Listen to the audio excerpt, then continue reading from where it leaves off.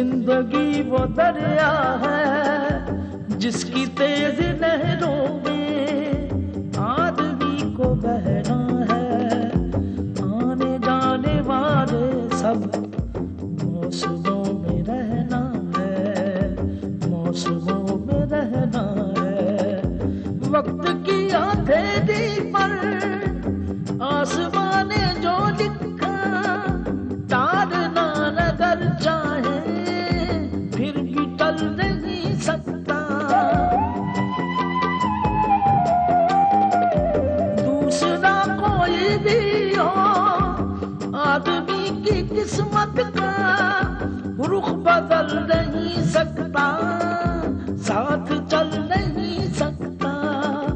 जिंदगी वो दरिया है, कहीं गुल खुशबू जुगनू, कहीं दिल सहरा बादल सरगम, कहीं सिला और कहीं पे है चट्टान इंसान, चट्टान चट्टान।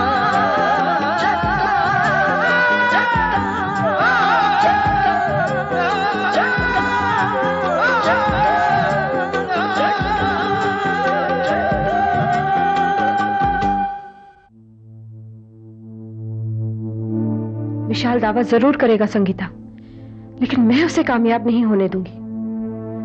चाहे मुझे इस मुल्क को छोड़कर क्यों ना जाना पड़े, चाहे मुझे गुमनामी की जिंदगी क्यों ना बितानी पड़े, लेकिन मैं अपने बच्चे को अपने से कभी भी जुदा नहीं होने दूंगी। उसके पास इलाज के लिए पैसे नहीं थे, मैंने आपकी इजाजत के बगैर वो पैसे उसे दे दिए। आप नाना बनने वाले हैं गुल चाचा? ओ अल्लाह अल्लाह अल्लाह, तू दादा बनने वाला है? मैं दादा बनने वाला? मैं दादा बनने वाला? और विशाल बाप बनेगा? संगीता, तुम बाबूजी को नहीं जानती। जब उन्हें इस बच्चे के बारे में पता चल जाएगा तो इसे हासिल करना उनका अव्वल मकसद बन जाएगा। वो अपने मकसद को पूरा करने के लिए इतनी होशियारी से चाल चलते हैं कि फंसने वाले को पता तक नहीं चलता कि कब वो उनके जाल में फंस जाएगा। बच्चे पे पहला हक मां का होता है, वैसे कोई नहीं छीन सकता है। मैं अकेली हूं बाबा, और उन लोगों के हाथ बहुत लंबे हैं। बाबूजी, अगर आपने मेरी औलाद छीनने की कोशिश की तो मैं उसे जन्म देने से पहले ही मार डालूंगी। शमशेर राज की ताकत को अंडर एस्टिमेट करने की बेवकूफी मत करो। अगर उसने धमकी दी है तो वो उसे पूरी भी कर सकता है। वो वाकई जायज और नाजायज के बीच के फर्क को नहीं मानता आदमी। लेकिन विशाल मुझे डिवोर्स दे चुका है अंकल, अब उनका मुझ पर कोई अधिकार नहीं। तुम ठीक कह रही हो, तुम पर शमशेर राज का कोई हक नहीं, लेकिन तुम्हारे उस बच्चे पर है जो तुम्हारी कोख में पल रहा है।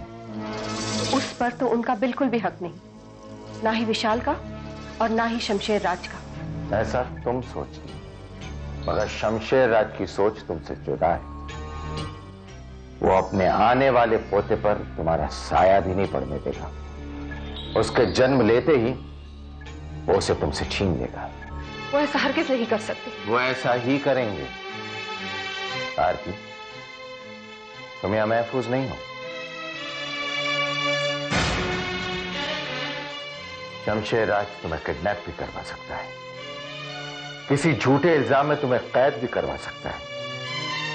बच्चे की पैदाइश के बाद तुम्हें मरवा भी सकता है। तो फिर मुझे क्या करना होगा? फौरन दुबई छोड़कर चली जाओ, दुनिया के किसी कोने में, शमशेर राज की नजरों से दूर। ठीक है अंकल, मैं तैयार हूं।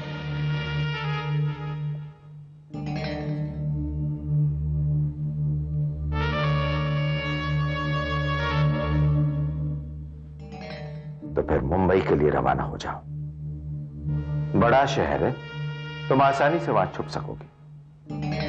मैं तुम्हारे टिकट का अरेंजमेंट करवा दूंगा।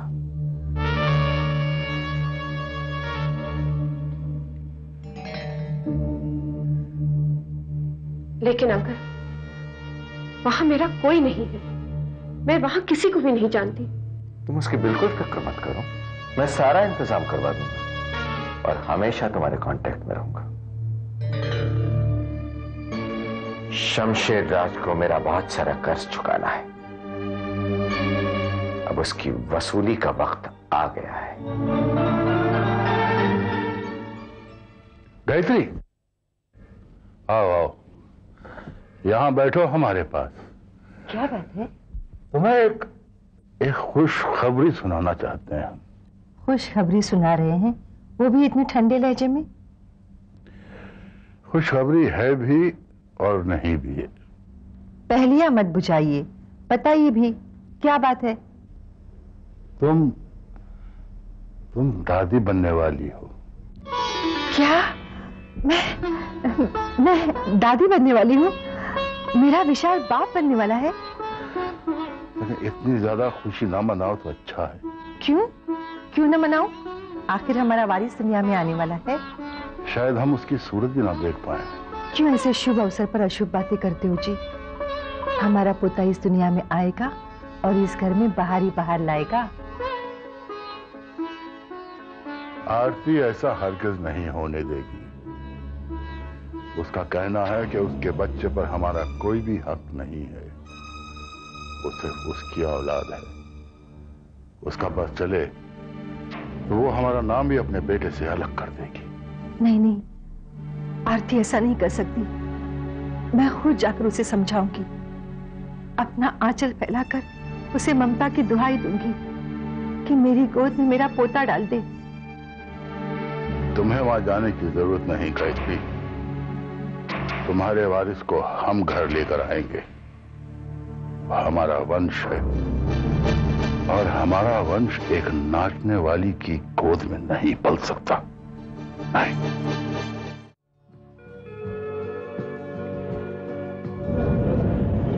हेलो आरती। अंकल। Hello uncle. आओ बैठो।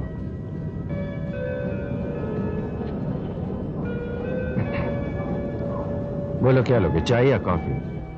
कुछ नहीं, थैंक यू अंकल। अंकल मुझे बहुत डर लग रहा है। जब तक मैं इंडिया नहीं पहुंच जाऊंगी मेरा दिल ख्वाब से कांपता रहेगा। इसमें डरने की क्या बात है आरती? चंद घंटों में तुम हिंदुस्तान पहुंच जाओगी, फिर तुम्हारी जान को कोई खतरा नहीं रहेगा।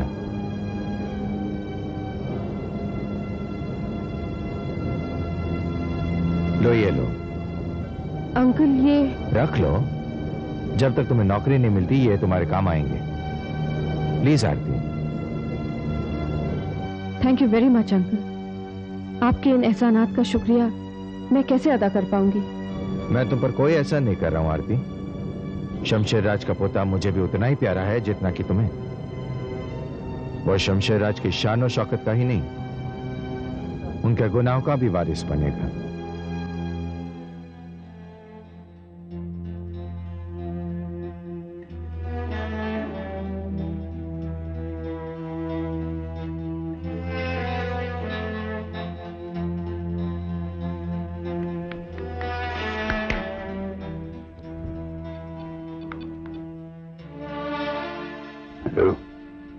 जोगिंदर, मैं बोल रहा हूं।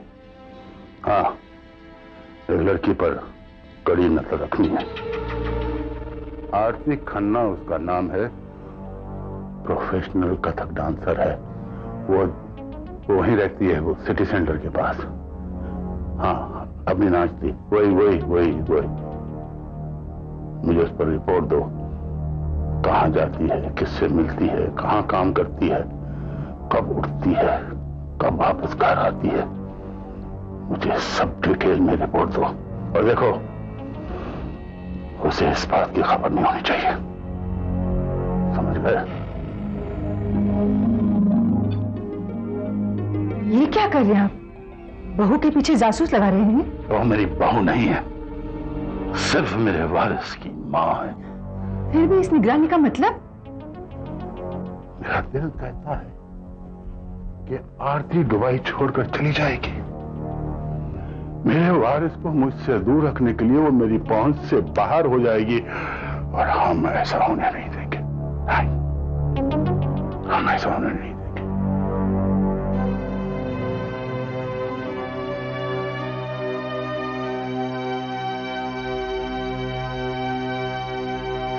अच्छा, bye bye and all the best. नमस्ते। नमस्ते।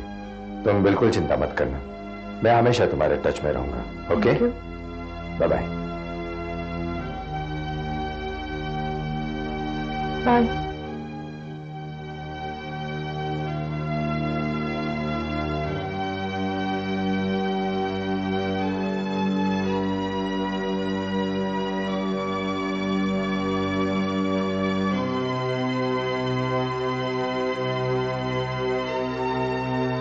मेरी समझ में नहीं आता कि आरती यूं अचानक क्यों चली गई। वो बहुत घबरा गई थी गुल चाचा। मगर किससे? विशाल के पिताजी घर आए थे। उन्होंने आरती को धमकी दी कि उसके बच्चे को किसी भी हालत में हासिल करके रहेंगे। बस आरती घबरा गई। ये बात उसने मुझसे तो नहीं कही। मैं मर गया था क्या? यहाँ तक कि जाने से पहले उसने मुझे फोन तक नहीं किया। गुल चाचा वो बहुत जल्दी में थी, लेकिन जाने से पहले उसने मुझे कहा कि आपसे माफी मांग लूं, क्योंकि वो आपसे मिल नहीं सकी।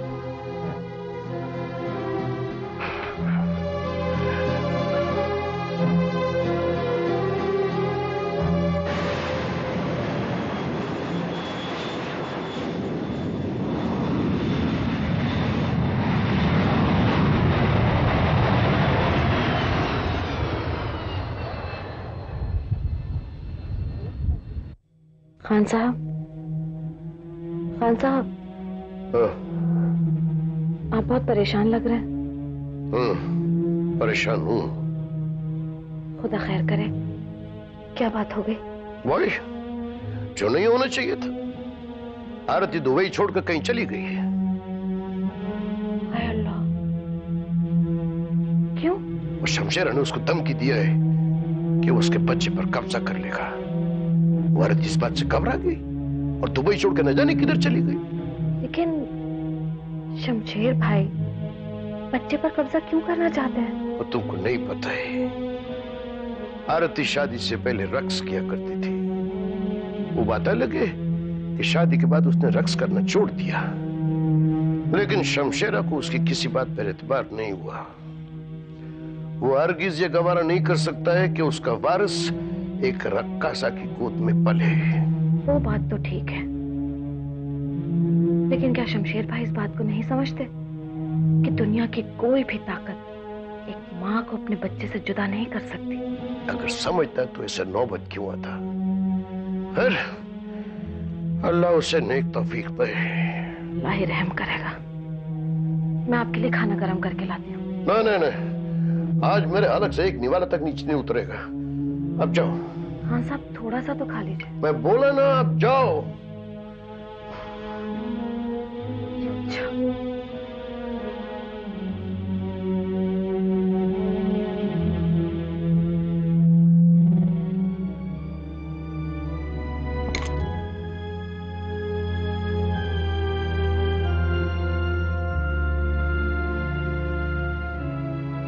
मिस्टर चोपड़ा।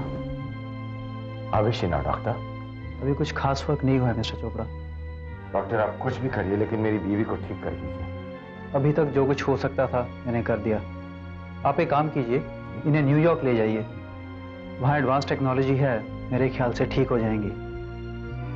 ठीक है डॉक्टर, आप मुझे गाइड कर दीजिए, मैं फौरन करुणा को वहाँ ले जाऊंगा। मेरे एक कलीग हैं मिस्टर मैथ्यूज, अमेरिका के बहुत बड़े न्यूरोलॉजिस्ट हैं। मैं उनसे अपॉइंटमेंट ले लेता हूँ, अब जाने की तैयारी कीजिए। ठीक है डॉक्टर। ओके, मैं चलता हूँ, मुझे फोन कर लीजिए। Okay, thank you. Thank you very much.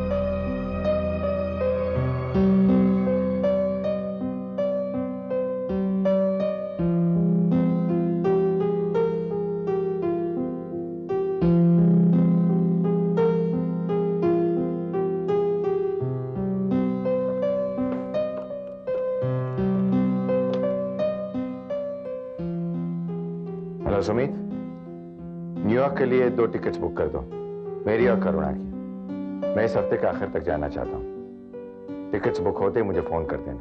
Okay, bye.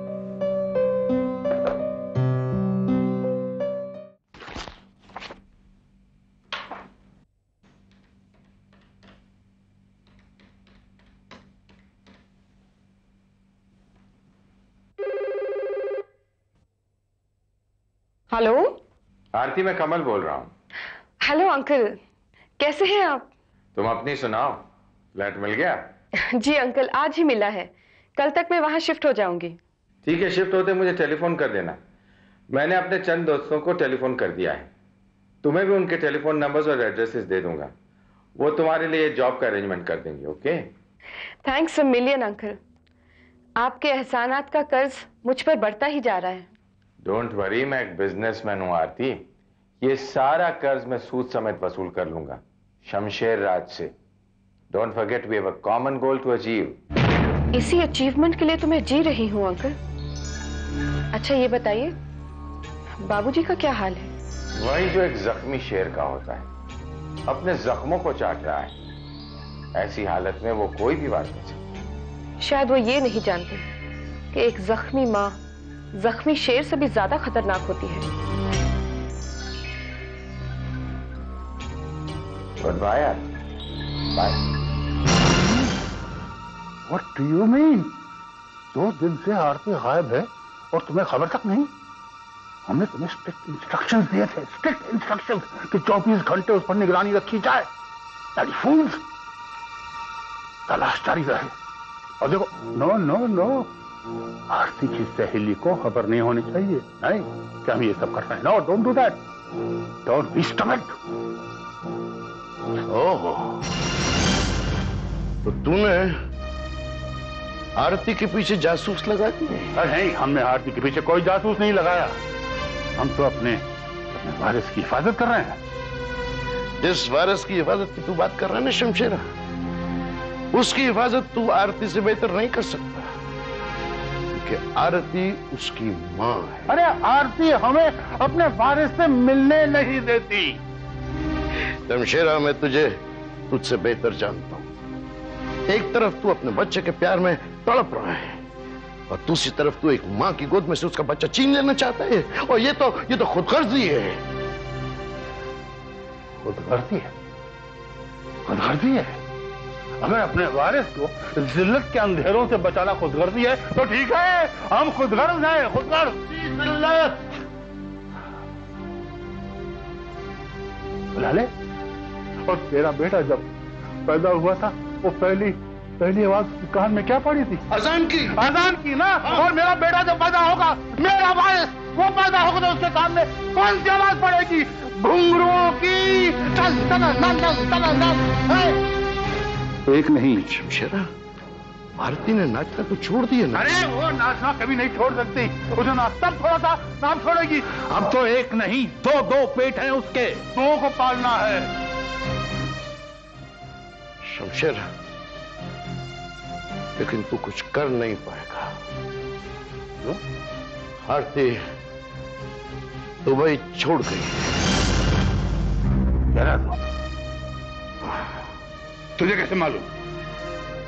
वो अपनी सहेली के यहाँ मेरे लिए एक खत छोड़ गई है।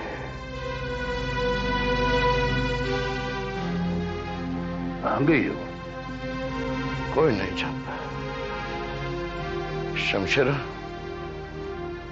शमशेरा, तुझे अपने किए पे बहुत पछताना पड़ेगा, क्योंकि तेरा वारिस पैदा होने से पहले ही तेरे लिए मर गया।